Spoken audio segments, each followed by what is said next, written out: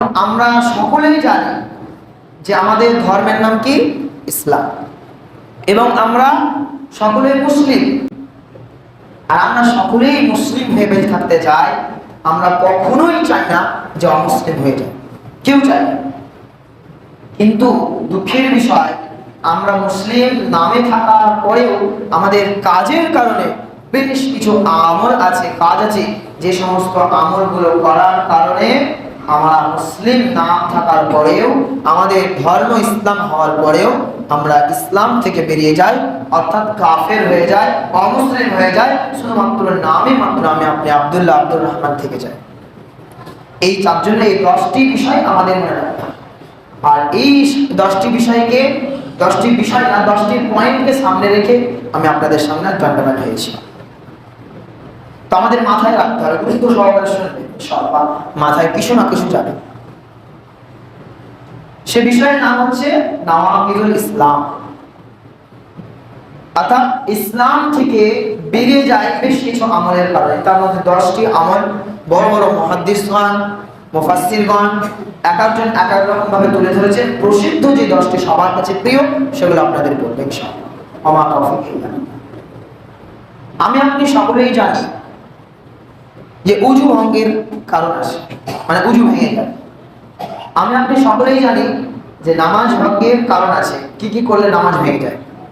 যতগুলো মসজিদে আজকে মুসল্লি আছেন, আমি যদি সবাইকে জিজ্ঞেস করি একে একে যে উযু ভঙ্গের কারণ কি কি, না হলেও সকলেও একটা দুটা না হলে কেউ বলতে পারবে। মানে এমন কেউ থাকবে না যে আমি জানি না ভাই কি করলে উযু নষ্ট হয়ে যায়, বা আমি জানি না ভাই কি করলে নামাজ নষ্ট হয়ে যায়। জানি, কিন্তু দুঃখের বিষয় আমি আপনি এটা জানি না যে কি কি কাজ আমার মধ্যে থাকলে মুসলিম থেকে বেরিয়ে যায়, অর্থাৎ আমি আপনি মুসলিম থাকি না, কাফের হয়ে যাই। তার জন্য বলছিলাম এটা খুব গুরুত্বপূর্ণ একটা বিষয়, যাতে এই বিষয়গুলো আমি পয়েন্টের মাধ্যমে বলে দিতে পারি সময়ের শেষের মধ্যে। তাই আমি সেগুলো নোট করে আপনাদের সামনে নিয়ে এসেছি, যাতে এইদিক ওদিক আমার বিষয়টা না যায়। কারণ 10টি পয়েন্ট আর একেবারে সময়, নাহলে ছন্ন ছাড়া হয়ে যায় দুটা তিনটা বলার পর। তো প্রথম যে কাজটি আমাদের করতে হবে, যে কাজটি করলে আমরা ইসলাম থেকে বেরিয়ে যাব না, সেটা হচ্ছে আশিরকু বিল্লাহ। অর্থাৎ আমি আপনি তো জানলাম যে উযু নষ্ট হয়ে যায়, নামাজও নষ্ট হয়ে যায়, বেশ কিছু আমলের কারণে রোজা রেখেও রোজা রাখতে পারি না, রোজা নষ্ট হয়ে যায়। তো ইসলাম থেকেও যে কিছু আমল করার কারণে বেরিয়ে যায়, এটা আমাদের মাথায় রাখতে হবে। আর এই সব জিনিসের মধ্যে প্রধান যে কাজটি, প্রথম যে পয়েন্ট, সেটা হচ্ছে আশিরকু বিল্লাহ, আল্লাহর সাথে অন্য কাউকে শরীক করা। এর আগে আমি একটা পয়েন্ট বলেছিলাম যে আল্লাহর সাথে শিরিক করলে আমাদের সবচাইতে এই গুনাহটা বড় হয় আল্লাহ তাআলার কাছে, এবং আল্লাহ তাআলা এই গুনাহকে কখনোই পছন্দ করেন না। তার জন্য সবচাইতে প্রথম পয়েন্ট কি, যে আল্লাহর সাথে শিরিক করা যাবে না। আমি আপনি যদি মুসলিম থাকি, মুসলিম হয়ে বাঁচতে চাই, তাহলে শিরক আল্লাহ তাআলার সাথে কাউকে করা যাবে না, কাউকে অংশীদার হিসেবে করা যাবে না। এবং আল্লাহ তাআলা এই গুনাহের জন্য এত রাগান্বিত হয়, আল্লাহ তাআলা বলেছেন ইন্নাশ শিরকা লাযুলমুন আযীম। নিশ্চয়ই শিরক হচ্ছে সবচাইতে বড় গুনাহ, আর এটা হচ্ছে জালিমের অন্তর্ভুক্ত, তারা যারা করবে। কেন? কারণ এই শিরকের কারণে যতই পৃথিবীতে আপনি ভালো কাজ করে যান কেন, এই ভালো কাজের আল্লাহ তাআলার কাছে কিঞ্চিত পরিমাণ কোনো মূল্য নেই। কারণ কি দেখুন, যারা ইহুদি, যারা খ্রিস্টান, যারা অমুসলিম, মুসলিম বাদে যত পৃথিবীতে ধর্ম আছে, সব মানুষই কি খারাপ? তাকে কোনোদিন ভালো কাজ করে না। তারা কি মানুষকে দান সৎকার করে না? তারা কি মানুষকে পথ ছাড়া মানুষকে পথ দেখিয়ে দেয় না? তারা কি অন্ধ মানুষের রাস্তা পার করে দেয় না? তারা কি অসহায় ব্যক্তিকে দেখে না? তারাও সমস্ত ভালো কাজগুলো আমাদের চোখে যেগুলো তারা করে, কিন্তু তারা কি করে না? আল্লাহ তাআলাকে একনিষ্ঠভাবে মানে না, আল্লাহ তাআলার সাথে কাউকে শরীক করে। এই জন্য তাদের এতগুলো ভালো কাজ করার পরেও তারা জান্নাতে যাবেন। আল্লাহ তাআলা ডিক্লেয়ার করেছেন যে ইসলাম ব্যতীত, মুসলিম ব্যতীত কোনো মানুষই আল্লাহ তাআলার জান্নাতে প্রবেশ করতে পারে না। তাহলে প্রথম যে পয়েন্ট, আল্লাহ তাআলা শরীক করলে আমাদের সমস্ত কাজ বৃথা। তাহলে যারা এই দুনিয়াতে মুসলিম না হয়েও ভালো কাজ করে, তাহলে তাদের কি লাভ? তাদের লাভ একটাই, যে আল্লাহ তাআলা তাদেরকেও ছাড় দেবেন না, আল্লাহ তাআলা তাদের ভালো কাজের জন্য বিনিময় এই দুনিয়াতেই দিয়ে দেবেন। আর যদি এটা না হতো, শুধুমাত্র এই দুনিয়াতেই যদি তাদের যদি এই দুনিয়াতে না দিত, তাহলে আল্লাহ তাআলা জালিম হয়ে যেত। তা আল্লাহ তাআলা বলছে, দেখো তোমার তো কিয়ামতের পর আমার আর রহমান আর রহিম দুটো নাম থাকবে না, আমার শুধু রহমান বাদ দিয়ে রহিম থেকে যাবে, আর আমার নামের পাশে রহমানটা লাগাবে না, কারণ কিয়ামতের দিন আমি শুধুমাত্র মুসলমানের জন্য আছি, অমুসলিমের জন্য, অন্য ধর্মের মানুষের জন্য আমি নাই। তাই তোমরা যা ভালো কাজ করেছো দুনিয়াতেই তোমাদের শেষ। এবার আসুন আল্লাহ তাআলা ইন্নাশ শিরকা লাযুলমুন আযীম কেন বললেন? যে নিশ্চয় শিরক হচ্ছে সমস্ত কাজের থেকে বড়, অর্থাৎ অত্যাচার। এর আপনাদের একটা ছোট্ট মাত্র উদাহরণ দিই, ছোট্ট উদাহরণের মাধ্যমে আমি বুঝতে পারবো ইনশাআল্লাহ। সেটা কি?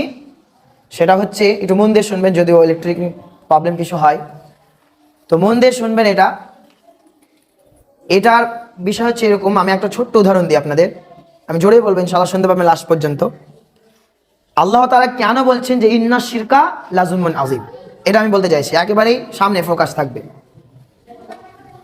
একটা মাত্র উদাহরণ, আল্লাহ তাআলা যেমন ভাবে বলেছেন যে যে শিরক করবে সে হচ্ছে সবচাইতে বড় গুনাহ করবে। এটার কারণ হচ্ছে, উদাহরণটা এইভাবে যে আপনার স্ত্রী দিয়ে কেন বলছি একটু পরে বলবো। আপনি আপনার স্ত্রীর ভরণ পোষণের সমস্ত কিছুর দায়িত্ব নিয়েছেন, আপনার কথাতেই সে চলবে, এটা হচ্ছে বাস্তবতা। যেহেতু আপনি তার স্বামী, আপনি তাকে খেতে দেন, আপনার বাড়িতে থাকে, আপনারই দেওয়া সমস্ত জিনিস এসে চলাফেরা করে, আর আপনার কথা না শুনে আপনি দেখছেন যে আপনার অবর্তমানে অন্য কারোর সাথে সম্পর্ক জড়িয়েছে, আপনার সাথে সংসার করছে, আপনার সাথে তার সংসারের সাথে আপনার সাথে তার সম্পর্ক ঠিক আছে, কিন্তু আপনার সাথে সাথে আরেকজনের সাথে তার লাইন আছে। আপনি দ্বারা মোবাইল দ্বারা অন্যজনের সাথে চ্যাট করে, আপনারই খায়, আপনারই বাড়িতে থাকে, আবার অন্য কাউকে আপনার অবর্তমানে নিয়ে আসে, তাহলে আপনার কতটা রাগ হবে? আপনার মাথার পায়ের রাগ মাথায় উঠে যাবে, কিছু করতে ইচ্ছা, সমস্ত কিছু ভেঙে তছনছ করে দিতে ইচ্ছা হবে। কারণ আপনি ভাববেন আমারই খাস, আমারই পড়িস, আমার বাড়িতে থাকিস, এমনকি যেই মোবাইল আমি রিচার্জ করে দিই সেটাও আমি দিই, আর এই সমস্ত কাজগুলো করছিস আমার বাড়িতে থেকে। তা আল্লাহ তাআলা বলছে ইন্নাশ শিরকা লাযুলমুন আযীম কেন বলছে? কারণ হচ্ছে আমারই এই পুরো পৃথিবী, আমারই খাবার দাবার, আমারই শ্বাস প্রশ্বাস, সমস্ত কিছু পৃথিবীর আমার, আর আমার দেওয়া বিধানকে না মেনে তুমি আমার সাথে অন্য কাউকে শরীক স্থাপন করছো, আমার ইবাদত না করে অন্য কারো ইবাদত করছো। তাই আল্লাহ তাআলা বলছেন যে ইন্নাশ শিরকা লাযুলমুন আযীম। আল্লাহ তাআলা তাই বলতে চাইছেন, বুঝতে পেরেছেন? তাহলে ক্লিয়ার কেন আল্লাহ তাআলা এই শিরক ব্যাপারটাকে এত বেশি প্রাধান্য দিয়েছেন। এরা ততক্ষণ পর্যন্ত আপনি বুঝতে পারবেন না যতক্ষণ না আপনার বাড়িতে আপনার মতো মানুষের, শুধুমাত্র স্ত্রী বলে না, আপনার মেয়ে হোক, যেই হোক, আপনি বলছেন আমি আল্লাহকে ভালোবাসি, আমি আল্লাহ রাসূলকে ভালোবাসি, কিন্তু কাজগুলো সবই উল্টা, তখন এই ভালোবাসার কোনো কাজ নেই। আপনার স্ত্রীকে আপনি ভালোবাসেন, আপনার স্ত্রী আপনার প্রত্যেকটা কথা শুনছে এবং আপনাকে বলছে যে যখন কিছু বলছেন আমি আপনাকে ভালোবাসি, আমি আপনাকে ভালোবাসি, আপনি বলছেন এটা করো, আমি আপনাকে ভালোবাসি, কিন্তু কিছু কাজ করছে না, আপনি যা বলছেন তাই উল্টো করছে, কিন্তু আপনার সাথে সম্পর্কটা টিকিয়ে রেখেছে। তাহলে কি আপনার সাথে সম্পর্ক ভালোভাবে টিকলো? তা আল্লাহ তাআলা বলছে এই শিরকটা এত বড় গুনাহ যে আমি আল্লাহ পছন্দ কখনোই করি না, বা আমারই সব কিছু তোমরা অপছন্দের এই কাজগুলো করে থাকো, আমার বিরুদ্ধে তোমরা চলে থাকো। আর দ্বিতীয় যে কারণ, এটা হচ্ছে একটা কারণ ছিল, যে কাজটা আমার আপনার মধ্যে থাকলে নাই মাত্র মুসলিম থাকবো, কিন্তু আমার আপনার কাজ পুরোপুরি ইসলামের মধ্যে থাকবে না, এমনকি আমরা মুসলিম থাকবো না, কাফের হয়ে যাবো। আর যতগুলো আমি পয়েন্ট বলবো সবগুলোই যদি আমার আপনার মধ্যে না থাকে, তাহলে আপনি কাফের। আজ আমি আপনাদের সামনে ফতোয়া দিতে আসিনি যে এই কাফের ওই কাফের, কিন্তু আল্লাহর রাসূল বলে গেছে যে যেই ব্যক্তির মধ্যে এই সমস্ত কাজগুলো থাকবে না, বা এই সমস্ত কাজগুলোর তার মধ্যে তা মানবে না, সে হচ্ছে কাফের। তো প্রথম কি, যে তার মধ্যে শিরক থাকবে না, আর দ্বিতীয় হচ্ছে যে ব্যক্তি আল্লাহ ও বান্দার মাঝে কাউকে মধ্যম পন্থা বানাবে, এটাও শিরকের মধ্যেই পড়ে যাচ্ছে, কিন্তু আলাদাভাবে এটাও পয়েন্ট করেছে। কেমন আপনাদের আমি বুঝিয়ে দিই একটু করে। আল্লাহকে মানি, এবং আল্লাহকে মানার জন্য আমি ভাবছি যে ডাইরেক্ট যদি আমি আল্লাহকে বলি আল্লাহ শুনবে না হয়তো, কারণ আমি তো পাপী বান্দা, আমার কথা শুনবে না।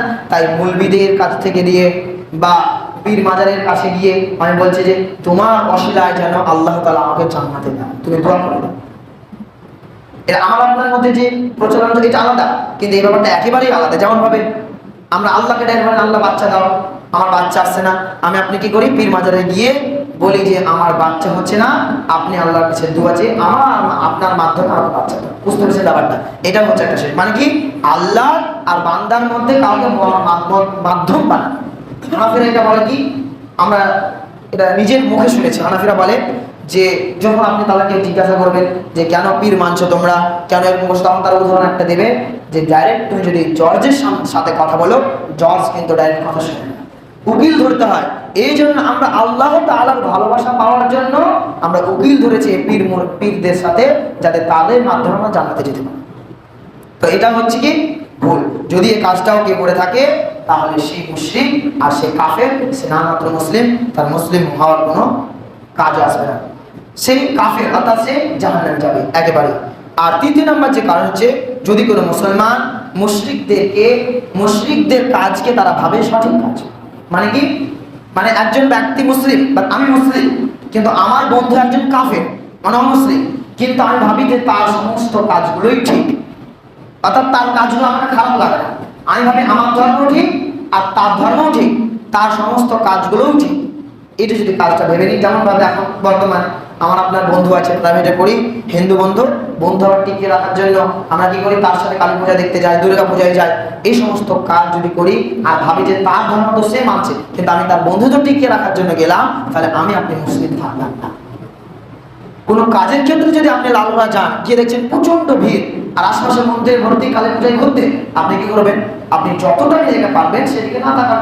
মানুষ চেষ্টা করলে সব পারবে, এটা তো আলাদাই ব্যাপার, কারণ আমার উদ্দেশ্যই ছিল অন্য কাজে যাওয়া, ওই কাজে যাওয়া না।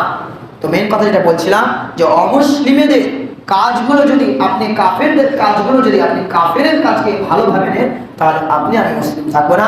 এই কাজ করে আমি আপনি প্রকৃতপক্ষে মুসলমান হতে পারবো। আর চতুর্থ নাম্বার কাজটা কি, যদি কেউ রাসূল সাল্লাল্লাহু আলাইহি ওয়াসাল্লামের আনিত বিধানের কোনো অংশকে অপছন্দ করে। রাসূল সাল্লাল্লাহু আলাইহি ওয়াসাল্লামের একটি বিধান, আমি ভাবছি আল্লাহ রাসূলের কাজটা বলে গেছে, এই কাজটা না বলে এটা করতে তাহলে ভালো হতো।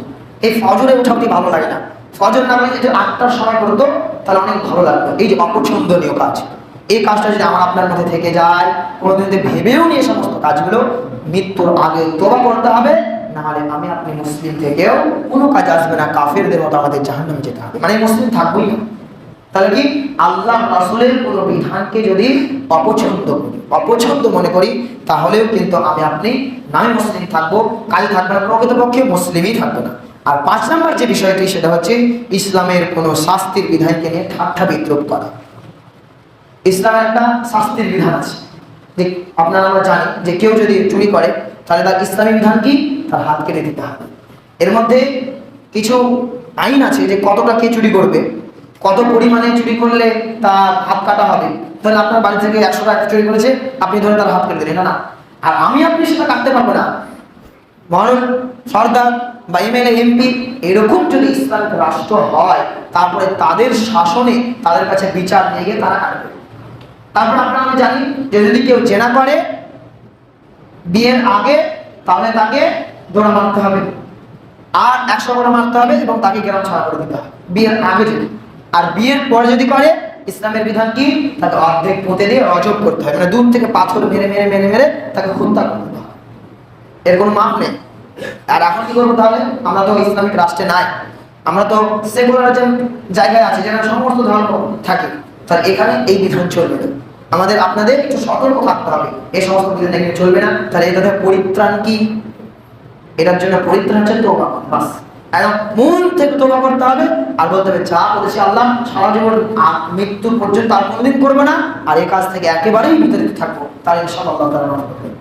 যেটা বলছিলাম যে আল্লাহর রাসূলের আইন কিছু আছে, শাস্তির কিছু আইন আছে, বা আরো কিছু আইন আছে, সে সমস্ত আইন নিয়ে যদি কেউ ঠাট্টা বিদ্রুপ করে, আমরা সকলে জানি সূরা বাকারার মধ্যে যারা কাফের মুনাফিকদের এখানে পরিচয় দিয়েছে, ওয়াইযা লাকুল্লাযিনা আমানু ক্বালু আমান্না, যখন তারা ভালো মানুষের সাথে চলাফেরা করে, যখন তারা ভালো মানুষের সাথে থাকে, তখন তারা বলে আমান্না, আমরা ঈমান এনেছি। ওয়াইযা খালাউ ইলা শায়াতিনহিম ক্বালু ইন্নামা নাহনু মুস্তাহজিউন, আর তারা যখন খারাপ মানুষের সাথে থাকে, তখন তারা বলে আমরা তো তোমারই সাথী, আমরা তো শুধুমাত্র তাদের সাথে মজা করছিলাম।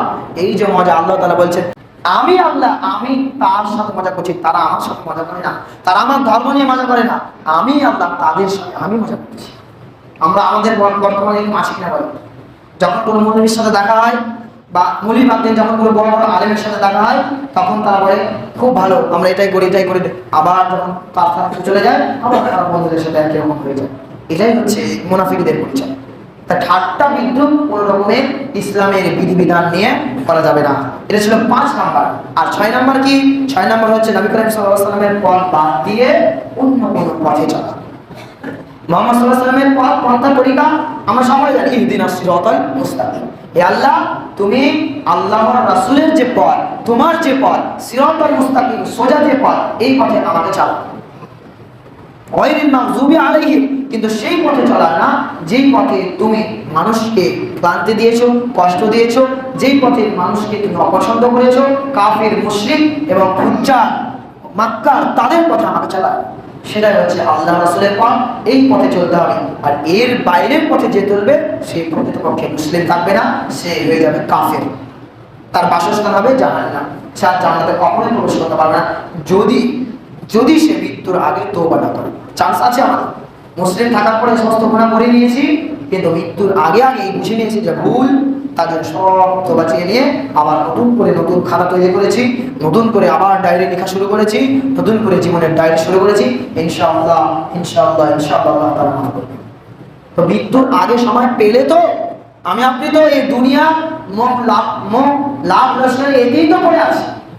এরপরে আমাদের দেখেন, প্রথম থেকে দেখুন, আমাদের যখন 14 বছর 15 বছর হয়েছে তখন ভেবেছিলাম যে নামাজ পড়বো, ভালো কাজে আসবো। 20 বছরের, তারপরে ভাবলাম যে এখন তো খেলার বয়স, 20 বছর যখন এলো একটু নিজেকে গুছিয়ে নিই, একটু চাকরি বাকরি পেয়ে নিই, তারপরে ইনশাআল্লাহ আসবো। তারপর আবার যখন চাকরি বাকরি আবার ব্যস্ত, বয়স হোক তখন দাঁড়িয়ে রাখবো, রাস্তায় আল্লাহর রাস্তায় আসবো, নামাজে আসবো, অবসর যখন সমাপন হবে, এবং করতে হাত্তা যুদ্ধ মূল মাকাম, কবরে চলে যাবে, সময় হবে। তা এইরকম আপনার ভাববেন না, আপনি ভাববো না যে আমার সময় আছে অনেক, সবাই তো মাত্র জগতে পদার্পণ করলাম, কত বয়স পরে আছে, তখন আল্লাহ রাস্তা আসবো। এই বয়সটা আমার আপনার জন্য আছে কিনা কে জানে। এই জন্য সময় আসার আগে আমাকে আপনাকে পরিবর্তন হতে হবে, তাহলে পারে আল্লাহ তাআলা এই সমস্ত গুনাহ আপনার মধ্যে থাকলেও মাফ করে দেবে। তাহলে 6 নাম্বার যেটা ছিল কি, সেটা হচ্ছে আল্লাহর রাস্তায় বা আল্লাহর নবীর রাস্তা বাদ দিয়ে অন্য রাস্তায় চলা। আর চতুর্থ 7ম নাম্বার হচ্ছে জাদু করা। বর্তমানে আশেকে দেখো তো আশেপাশে, এই জাদু এমন একটা বিরক্তকর জিনিস। আল্লাহর রাসূল বলেছেন যে লানাল্লাহু, যারা জাদু করে তাদের জন্য আল্লাহর রাসূল বলেছেন লানত আছে, তারা কখনোই জান্নাতে প্রবেশ করতে পারবে না। কারণ কি জানেন? যারা জাদু করে এমনি জাদুকর হয়ে যায়, তাদের একটু বিস্তারিতভাবে জানবেন তাদেরকে। আমরা যখন তামিলনাড়ুতে ছিলাম তখন একটা জাদুঘরের ব্যাপারে যখন জানলাম, তখন সেই ব্যক্তি জাদু করে মানুষ, এবং এক জায়গায় বসে থাকে। তো বসে থাকে, সবাই জানে বসে থাকে একটা জায়গায় পা রেখে। তো যখন কোনোরকম ভাবে কেউ জেনেছে যে যেখানে পা রেখে সে বসে থাকে সেটা হচ্ছে কোরআন, অর্থাৎ কোরআনের উপর পা রেখে সে বসে থাকে, তবে তার কাছে জাদুর শক্তিগুলো আছে। আর জাদু এমনি শিখে নাই না, শয়তান যার কাছে যত বেশি বশ হবে তত বেশি সে নোংরা কাজ শিখবে। আরো কিছু আমরা দেখেছি ভিডিওর মাধ্যমে যে জাদু করেছে কারোর মধ্যে, তার জন্য খালা জাদু যেগুলো হয়, কোরআনকে বেঁধে পেরে পুঁতে বলেছে তুমি এক বোতল নদীতে দুধ ফেলবে 1 বোতল, আর এই কোরআনকে ভাসিয়ে দেবে।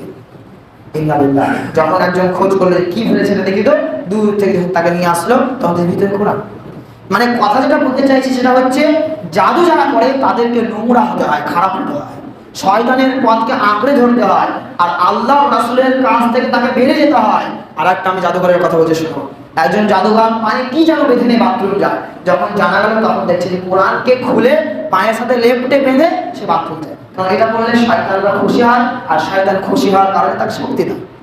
তার জন্য জাদু থেকে আমাদের বেরিয়ে আসতে হবে।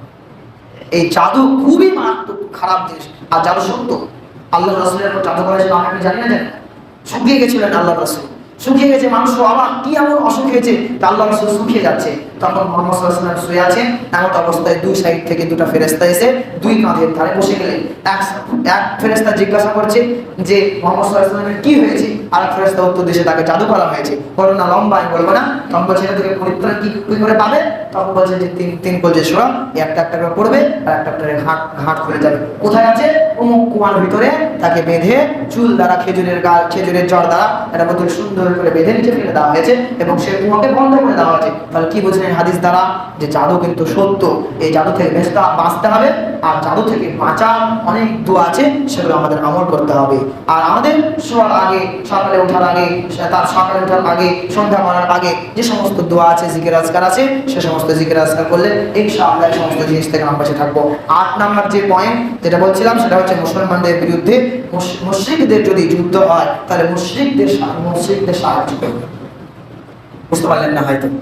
মুসলমানের সাথে অমুসলিমদের যুদ্ধ হয়েছে, যুদ্ধ লেগেছে, তা আমি মুসলিম হওয়ার পরেও মুসলমানকে সাপোর্ট না করে মুশরিকদের সাপোর্ট করছি। কেন? আমরা ইতিহাস পড়িনি?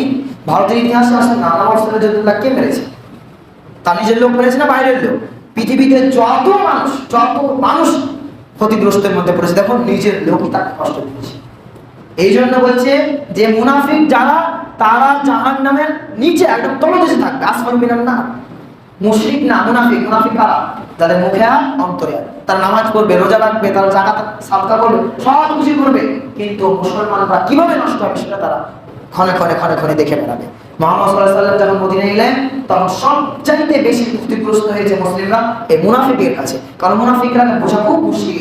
মুসলিমরা তো বোঝা যাবে, অমুসলিমকে বোঝা যাবে, কিন্তু মুনাফিককে বোঝা যাবে না।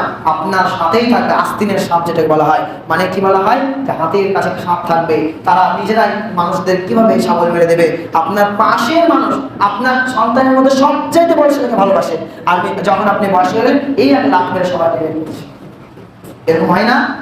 যাকে যত বেশি ভরসা করা যায় দেখা গেল সে এসে বেশি আমাকে লাত মারছে, এরকম ব্যাপারটা। তার জন্য আল্লাহ তাআলা বলছে যে যখন মুসলমানদের সাথে অমুসলিমদের যুদ্ধ হবে তখন যে ব্যক্তি সাহায্য করবে অমুসলিমদের অর্থাৎ মুসলমানের বিরুদ্ধে, সেই ব্যক্তি আর মুসলিম থাকবে না, সে কাফের হয়ে গেল, সে কাফের হয়ে গেল। অনেক জায়গায় এরকম ঘটনা ঘটেছে এবং আমরা দেখিয়েছি আল্লাহ রাসূলের ঘটনা করতে গিয়ে যে মুহাম্মদ সাল্লাল্লাহু আলাইহি ওয়াসাল্লাম যুদ্ধের জন্য কৌশল শুরু করেছে, কিভাবে মানবো? মুনাফিকরা গিয়ে বলে দেয় সেখানে ক্যান্ডিডেট করেছে। অনেক জায়গায় আল্লাহ রাসূল বেঁচে গেছেন। এইভাবে আমাদের এই সমস্ত মানুষদের কাছে বেঁচে থাকতে হবে এবং আমাদের মনে রাখতে হবে যে আমাদের মুসলিম হচ্ছে ভাই ভাই। আল্লাহ রাসূল একটা কথা বলে আল্লাহ তাআলা অনেকটাই বলেছে যে প্রত্যেকটা মুসলিমই হচ্ছে এক অপরের ভাই ভাই। জানতে হবে পারস্য দেশে যদি কোন মুসলিমকে মারে আমার গায়ে আঘাত লাগছে, আমার বাড়ির পাশের কথা তো দূরেই রাখলাম, আমার গ্রামের পরের গ্রামে যদি মুসলিমকে মারে জানতে হবে আমার গায়ে লাগছে, আমার হাতে মারছে, আমার পায়ে মারছে, আমাকে আঘাত লাগছে, তাকে কিভাবে পরিত্রাণ দেওয়া যায় সেটা ভাবতে হবে। এমনকি আমাদের গ্রামেও এমনভাবে আক্রমণ করতে হবে যে মুসলিমরা যদি এসে আমাদের আক্রমণ করে কিভাবে তার আক্রমণ করার কৌশলকে দূর করবো, একতা হয়ে কাজ করতে হবে। হাই আমাদের হতভাগা আমরা যে আমাদের মধ্যে কোনো একতা নাই, আমরা দলে দলে এত বিভক্ত যে আমরা একই মসজিদে থাকি, একই সাথে নামাজ পড়ি, শুধু একজন সিপিএম আর একজন কংগ্রেস মানে তার মধ্যে তো পাশাপাশি দাঁড়াবে না, পাশের বাড়িতে খাবার আছে তার সাথে কথা বলে না, তার জন্য টিফিনটা দিতে পারবে না। লজ্জার বিষয় মুসলিম সমাজ। এই সম্পর্ক যদি আমার আপনার মধ্যে না থাকবে তাহলে অন্য মানুষরা এসে, অন্য ধর্মের মানুষরা এসে আমাদের অ্যাটাক করবে না তো কি করবে? কারণ তো তারা জানে যে এদের মধ্যে বিভেদ সৃষ্টি হয়েছে, এদের মধ্যে সম্পর্ক নাই। একটা গ্রামে হিন্দু মুসলিম উভয় আছে, হিন্দু মুসলিম ঝগড়া লাগলো, আর একজন মুসলিম এসে হিন্দুকে সাপোর্ট করছে, তাহলে এর মতো নির্লজ্জ মানুষ আছে? এরাই তো মুনাফিক। এই জন্য আল্লাহ রাসূল কত সোজাভাবে বলেননি। এই জন্য আল্লাহ রাসূল বলছে যেই ব্যক্তি হিন্দু মুসলমানের সাথে যদি যুদ্ধ লাগে আর মুসলিমের বিরুদ্ধে অমুসলিমকে সাহায্য করে, সে মুসলিম থাকবে না, সাথে সাথে সে কাফের হয়ে যাবে। যদি মৃত্যুর আগে সে তওবা না করে তাহলে সে জাহান্নামী। সর্বশেষ যেটা আর দুটো মাত্র পয়েন্ট শেষ করে দেবো ইনশাআল্লাহ। 9 নাম্বার পয়েন্ট হচ্ছে যে মনে করে যে রাসূল সাল্লাল্লাহু আলাইহি ওয়াসাল্লামের পথ বাদ দিয়ে অন্য পথে যদি যায় তাহলে হয়তো আমার এই পথটা সঠিক। এর আগের সাথে একটু মিলে গেছে। রাসূল সাল্লাল্লাহু আলাইহি ওয়াসাল্লাম একটা পথ, পন্থা, তরিকা, কিন্তু সে ভাবছে আমি আমার পন্থা, আমার জীবনকে আমি চালাচ্ছি, মানে কি এটাই সঠিক, তাহলে সেই ব্যক্তিও মুনাফিক। সর্বশেষ এবং 10 নাম্বার যে পয়েন্ট সেটা হচ্ছে আল্লাহর দ্বীন ইসলাম থেকে মুখ ফিরিয়ে নেওয়া। একেবারে এটা তো প্রথম থেকে চলে আসছে যে আল্লাহর রাস্তা থেকে মুখ ফিরিয়ে না মানে কি সে মুসলিম। একই ব্যাপার, আমি আপনি যদি আল্লাহর রাস্তাকে পেয়েও যদি মুখ ফিরিয়ে না মানে কি তাকাব্বুরের সাথে আপনার মসজিদে রাখছি, আসবেন না, মুলবি খারাপ, আসবো না। আরে মুলবি তো মুলবির কবরে যাবে আর তুমি তো তোমার কবরে যাবে, তাই তুমি আসবে না, তুমি কত বড় পাগল। আল্লাহ তাআলাকে জিজ্ঞেস করবে তোমার গ্রামের মুলবি খারাপ ছিল তাই তুমি যাওনি, তা ঠিক আছে খুব ভালো কাজ করেছো, তার সাথে নামাজ পড়ে তুমি তার পেছনে নামাজ পড়বে না। আল্লাহ কি বলবে? আল্লাহ বলবে সে খারাপ কাজ করেছে তার জন্য তো আমি আছি, আজকে যে যা গুনাহ করেছে সব গুনাহ আমি তো তাকে দায়িত্ব নিয়েছি, তুমি কেন উচ্ছেদ করে বলেছো যে তারা খারাপ, তার জন্য নামাজ আসবে। তার জন্য আমাদের সতর্ক এখন থেকে হতে হবে। অনেক কিছু বলার বিষয়, কিন্তু আমাদের স্টেপ বাই স্টেপ বলতে হবে এবং সেটাকে আমার আপনাকে নিতে হবে। ততটাই দেওয়ার চেষ্টা করবো আপনাদের, যতটা মাথায় থাকবে। তাই এই 10টি জিনিসগুলো মাথায় রাখবেন, কারণ আমাদের এই ছোটোখাটো জিনিসগুলো ছোটোখাটো মনে হলেও এগুলোর কারণে আমরা কিন্তু ইসলাম থেকে বেরিয়ে যায়, আমাদের সমস্ত ইবাদত বাদ হয়ে যায়। যতক্ষণ আপনি তওবা না করবেন ততক্ষণ সমস্ত আমল বাতিল হয়ে থাকবে, কোনো কাজে আসবে না। তাই আল্লাহ তাআলার কাছে অবশেষে এই দোয়া দাবি রাখি, হে আল্লাহ, আমাকে এবং আমার বন্ধুদের, আমাদের গ্রামের সমস্ত কুশলীদেরকে আল্লাহ তুমি তোমার রাস্তায় কবুল করে নাও, এবং যত গুনাহ কাজে সমস্ত রাস্তায় বন্ধ করে তোমার ইহদিনাস সিরাতাল মুস্তাকিম অর্থাৎ লম্বা সোজা রাস্তায় তুমি আল্লাহ প্রবেশ করে দাও। আমিন। ওয়া মা আলাইনা ইল্লাল বালাগ। আল্লাহুম্মা সাল্লি আলা মুহাম্মাদিন ওয়া আলা আলি মুহাম্মাদ কামা সাল্লাইতা আলা ইব্রাহিম ওয়া আলা আলি ইব্রাহিম ইন্নাকা হামিদুম মাজিদ। আল্লাহুম্মা বারিক আলা মুহাম্মাদিন ওয়া আলা আলি মুহাম্মাদ কামা বারাকতা আলা ইব্রাহিম ওয়া আলা আলি ইব্রাহিম ইন্নাকা হামিদুম মাজিদ। আসসালামু আলাইকুম।